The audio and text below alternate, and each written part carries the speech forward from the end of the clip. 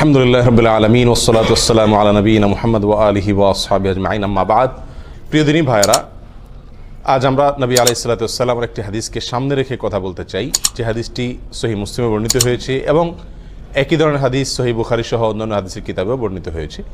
যে হাদিসে আমাদেরকে কবিরা গুনার ভিতরে সবচেয়ে বড় কবিরা গুনাহ, মহাপাপের ভিতরে সবচেয়ে বড় মহাপাপ যেগুলো, সেগুলোকে চিহ্নিত করে আমাদেরকে নবী আলাইহিস সালাতু ওয়াসসালাম সতর্ক করেছেন। আমরা যেন কবিরা গুনার ভিতরে, মহাপাপের ভিতরে আবার সবচেয়ে বড় মহাপাপ, সবচেয়ে বড় অপরাধ যেগুলো, সেগুলো থেকে বেঁচে থাকতে পারি। কোরআন এবং সুন্নাহয় যত নিষেধাজ্ঞা আসছে, এই সব নিষেধাজ্ঞাগুলোই মূলত বড়, কোনোটাই কি নয়, ছোট নয়। কারণ এই নিষেধাজ্ঞা আরোপ করছেন কে? আল্লাহ এবং তার রাসূল সাল্লাল্লাহু আলাইহি ওয়াসাল্লাম। আর আল্লাহ এবং তার রাসূল সাল্লাল্লাহু আলাইহি ওয়াসাল্লামের পক্ষ থেকে যখন কোনো নিষেধাজ্ঞা আসে, সেই নিষেধাজ্ঞা আর কি থাকে না, ছোট থাকে না, তুচ্ছ থাকে না। কিন্তু এরপরেও ইসলামী শরীয়তে আল্লাহ এবং তার রাসূল সাল্লাল্লাহু আলাইহি ওয়াসাল্লাম যত কাজ করতে আমাদেরকে নিষেধ করেছেন, সেগুলোকে দুই ভাগে ভাগ করা হয়েছে। কিছু হলো সগীরা আর কিছু হলো কবীরা। কিছু হলো ছোট অপরাধ, কিছু হলো বড় অপরাধ। ছোট অপরাধ হলো কোরআন এবং সুন্নাতে যে সমস্ত অপরাধগুলো, যে সমস্ত নিষিদ্ধ কাজগুলোকে সাধারণভাবে নিষেধ করা হয়েছে, সেখানে কোনো শাস্তির কথা বলা হয় নাই।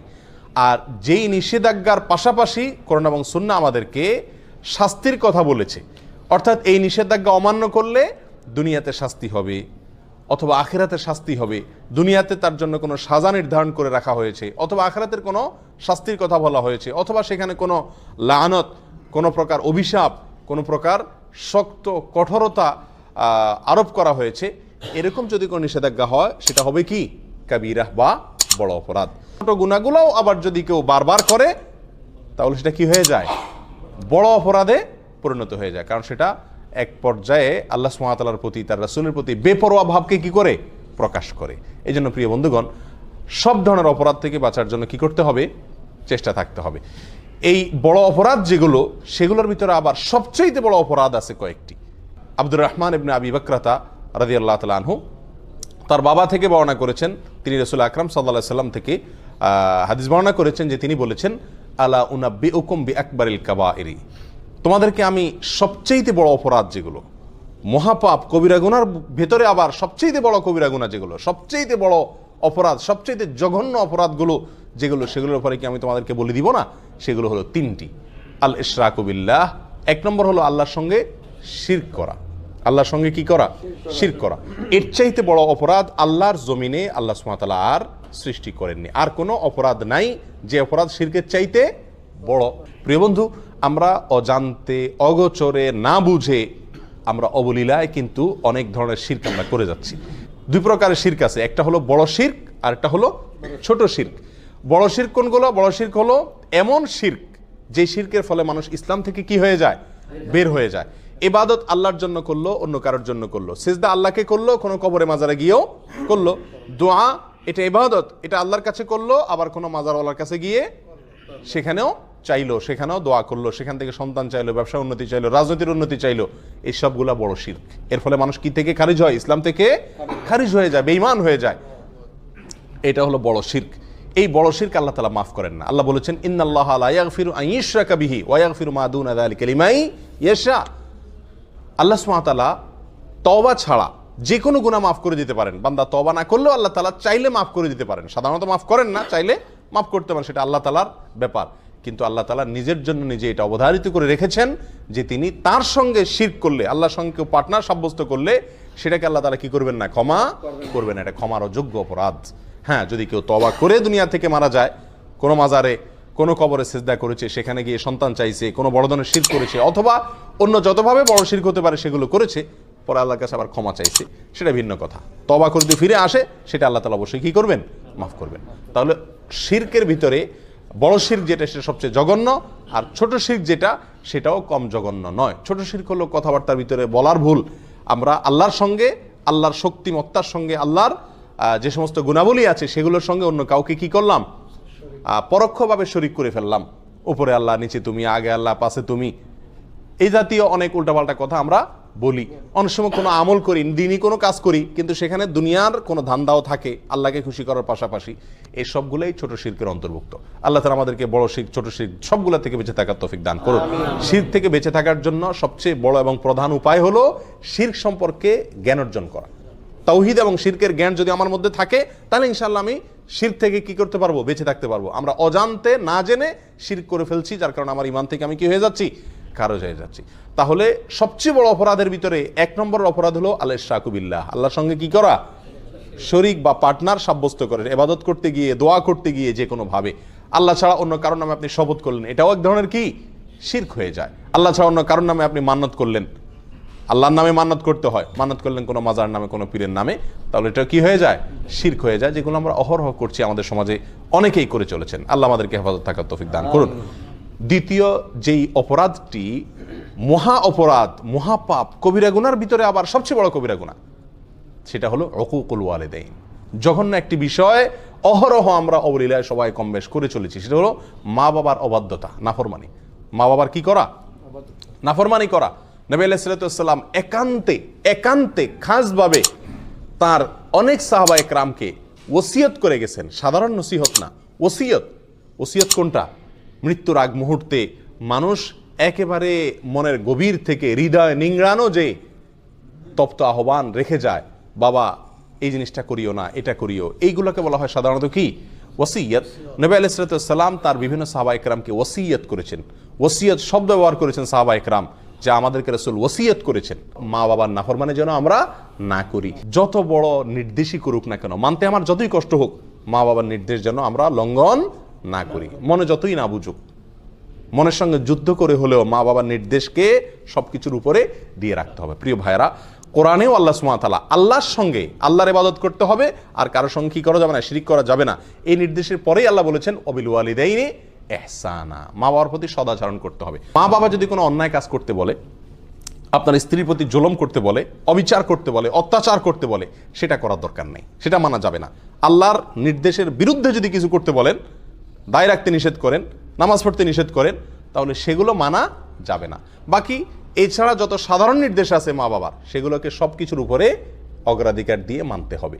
এবং এটা মানা, বিশেষ করে আমাদের দেশের মতো যে সমস্ত দেশে যৌথ ফ্যামিলি ব্যবস্থাপনা আছে, সেই সমস্ত সমাজে মা বাবার হুকুম মানতে গিয়ে অনেক ধরনের সমস্যা দেখা দেয়। তারা যদি অযৌক্তিক কোনো নির্দেশ করেন যেটা আপনার সাধ্যের বাহিরে, তো সেটা আপনার জন্য মানা জরুরি না, কিন্তু তাদের সাথে ব্যবহার খারাপ করা যাবে না। নিজের স্ত্রীকে বলে রাখতে হবে, বা যাদের কারণে মা বাবার হুকুম মানতে কষ্ট হয় তাদেরকে বলতে হবে, দেখো এই জায়গায় আমি দুর্বল, আমার কিচ্ছু করার নাই, এখানে তোমাকে সবর করতে হবে। এককালে তুমিও বুড়া হবা, তোমার সন্তানদের কাছেও তোমার নির্দেশ অযৌক্তিক মনে হবে। সেদিন যদি তাদের স্নেহ, তাদের ভালোবাসা পাইতে চাও, তো আজকে তুমি সবর করো। কথা বুঝে আসছে? আল্লাহ তাআলা আমাদেরকে তৌফিক দান করুন। তাহলে দ্বিতীয় বড় অপরাধের ভিতরে, মহাপাপের ভিতরে সবচেয়ে বড় মহাপাপ শিরকের পরে দ্বিতীয়টা হলো মা বাবার কি করা? অবাধ্য হওয়া। আল্লাহ যাদেরকে মা বাপ দিয়েছেন, দুজনের একজন বেঁচে আছেন অথবা দুজন বেঁচে আছেন, আমরা তাদেরকে কি করব? ইনশাআল্লাহ সন্তুষ্ট রাখার চেষ্টা করব। সর্বোচ্চ চেষ্টা থাকবে তারা যেন আমার প্রতি অসন্তুষ্ট না হন। বারবার মাপ চাবো, অন্যায় করবো আবার পায়ে ধরে মাপ চাবো। মা বাবার কাছে কখনো মানুষ কি হয় না? ছোট হয় না। যত পায়ে ধরি আমার মর্যাদা কমবে না, যত বরং তাদের পা যত ধরবো তত মর্যাদা বাড়বে। তাদের কাছে যত ক্ষমা চাইবো তত আল্লাহ আমার মর্যাদা উপরে উঠাবেন। দুনিয়াতেই বাড়বে, দেখবেন, চোখের সামনে দেখতে পাবেন, আখিরাতে তো বাড়বে ইনশাআল্লাহ। আল্লাহর এই জমিনে এই দুইটা লোক, মা বাবা, এদের সামনে আমি শক্ত হব না, এই জায়গায় আমি মাটি হয়ে যাব। আল্লাহ আমাদেরকে তৌফিক দান করুন। তৃতীয় যে অপরাধটি, সবচেয়ে বড় অপরাধ, কবিরা গুনার ভিতরে সবচেয়ে জঘন্য কবিরা গুনাহ, এটা হলো ওয়াশাহাদাতুজ জুর আও কাউলুজ জুর, মিথ্যা সাক্ষ্য দেওয়া। কি দেওয়া ভাই? মিথ্যা সাক্ষ্য দেওয়া। এই হাদিস বর্ণনাকারী সাহাবী বলছেন যে নবী আলাইহিস সালাম হেলান দিয়ে বসে কথাগুলো আমাদেরকে বলছিলেন। এই তৃতীয় নম্বর পয়েন্টটা বলতে গিয়ে নবী আলাইহিস সালাম হেলান থেকে উঠে বসলেন সোজা হয়ে, আর বারবার বলতেছিলেন ওয়াশাহাদাতুজ জুর, ওয়াশাহাদাতুজ জুর, ওয়াশাহাদাতুজ জুর। এতবার তিনি বলতেছিলেন, আমরা তখন মন থেকে চাইছিলাম যে রাসূল যেন একটু থামে, আর কত বলবে, অর্থাৎ বিষয়টা আমাদের উপরে অনেক কঠিন হয়ে যাচ্ছে।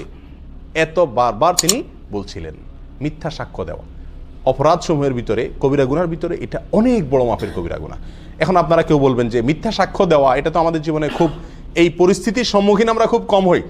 সাক্ষী দেওয়া এটা তো আদালতে হয় সাধারণত, আদালতে অনেকে আছে আমরা জীবনে একবারও যাই না, বেশিরভাগ লোক যাই নেই, তাহলে মিথ্যা সাক্ষ্য দেওয়ার এই বিষয়টা থেকে তো আলহামদুলিল্লাহ আমরা মুক্ত না ভাই।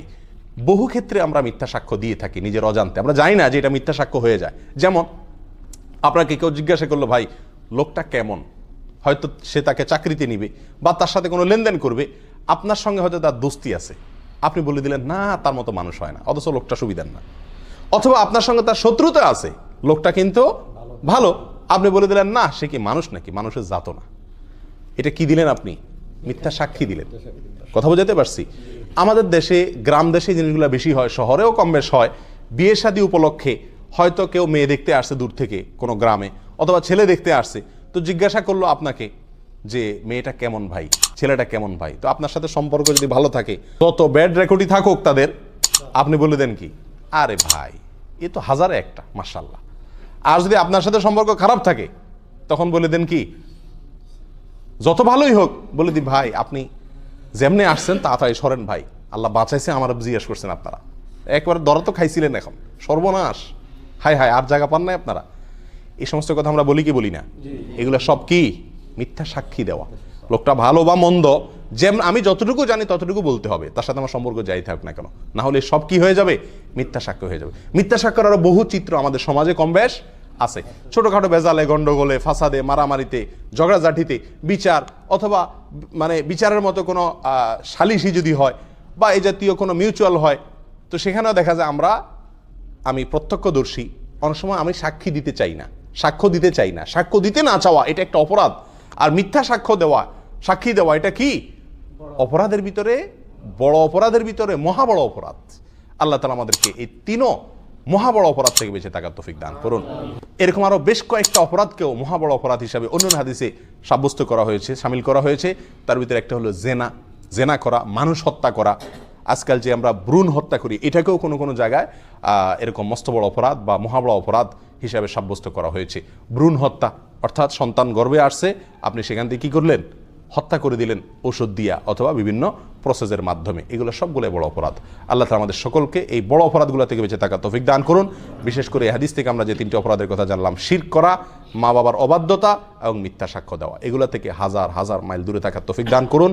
জাযাকুমুল্লাহ ওয়া আখিরু দাওয়ানা আলহামদুলিল্লাহি রাব্বিল আলামিন।